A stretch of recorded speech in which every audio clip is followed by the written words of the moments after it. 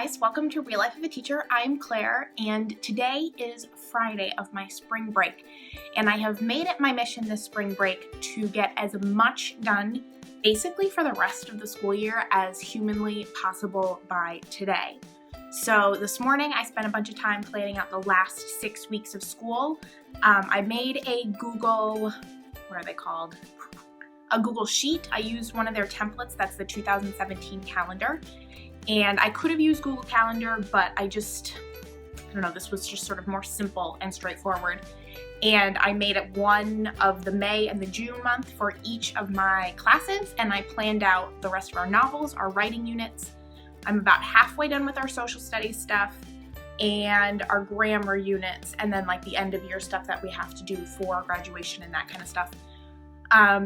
All on my computer, and this afternoon I am planning on setting up my teacher bullet journal for the month of May and this coming week, and hopefully I can get that all done so that this weekend I can just relax before it is time to go back to school. So I thought I'd share with you guys today my May teacher bullet journal setup and my online planning for the rest of the school year for my language arts and social studies classes. The first thing I do is always set up the month. And this is exactly what I did last month. I don't like to do the boxes. I think it takes me way too much time. So setting up the days, I'm realizing, oh no, I did the right number of days, but I've added a little washi tape. I'm putting the days and the month at the top of the page. And then over on this other page, I just have my notes. And again, I have a little new washi tape, got it at Target in that cute little dollar section in the front, or $3 section, or whatever it is. But loving the color pop of that. The next pages that I always set up are my weekly pages for each of my classes. So I start with my 6th and 7th grade, then move to my 8th grade, and then move to my social studies class. And my 6th, 7th, and 8th grade language arts ones look just the same as they did in my previous Plan With Me video. I'm really happy with this format. So as I've said before, I put my to-do list in these columns up at the top of the page, and then I add some washi tape down below after I add my ones at the top of the page, which have the days of the week. This one is new. I got this on Etsy. Love it. But then I add washi tape down below, which you'll see in a moment here. And between that bottom line and that washi tape is where I put their homework. And then I use the rest of the page to just fill in any notes and things that I think of, things that I need to keep in mind as we move throughout the rest of the week. If you want to see a little bit more detailed picture of this, I posted a picture of, I think, my 8th grade, Monday and Tuesday, on my Instagram. And if that's something you're interested in seeing more of, just let me know over there and I can post some more pictures of things like that. So here I'm adding that washi tape to do that further divide, and of course it gives it a little bit of a pop of color. So at the end of this video, we'll see sort of my plans for the next 6 weeks of school, but I can tell you in this coming week, my 6th, 7th, and 8th graders are all starting different argument writing units. So this week we'll spend a bunch of time working on that stuff and reading some articles, getting ourselves informed about the topics we're going to be writing about, and doing some debates in class to help start that argument writing.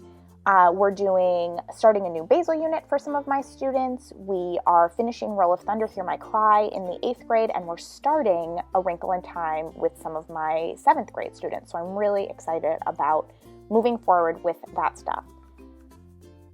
The other big thing that's happening across my language arts classes is we're getting ready for Character Day, where we write speeches as though we are characters from our nonfiction books. And then we're presenting that to the school and our community, so we have to be practicing our speeches during this coming week. Now I'm setting up my social studies pages, and my social studies is going to look a little bit different this week because I know I'm only going to have them for 4 class periods because of our scheduling, and I don't have any of my 8th grade students for social studies because they're going to be doing kneecap science testing. So I am going to focus on current events this week instead of moving forward with our ancient civilizations, and we're going to be using lots of Junior Scholastic and lots of News Outlet to keep ourselves updated, do some reading, thinking, and writing about what is currently happening in the world, which is, I think, a very valuable way to spend a week of social studies.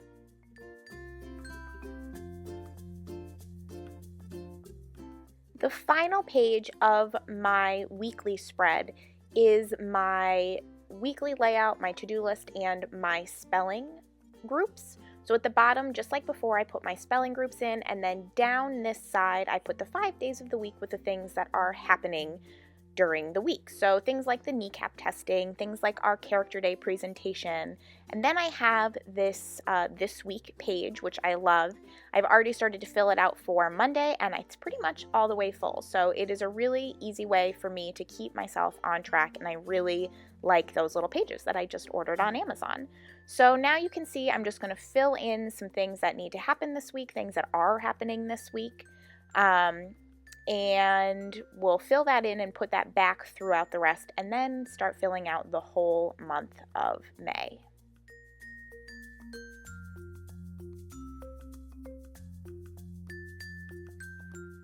So these last pages that I'm filling out, you can see I couldn't quite spell final there, so I'm fixing that with some washi tape. But these last couple of pages are what I'm transferring from my computer last 6-week plans into this notebook, so I have easy access to just the basic notes that I need. So for my 6th and 7th grade, how we're going to get through the basal by the end of the school year, I'm figuring out what I need to do each week. Same thing with a wrinkle in time unit for my other reading group in that class, and then what writing sessions we need to get done so that, again, we have finished by the end of the school year. I haven't added in the grammar stuff yet, but I will be working on that this coming week.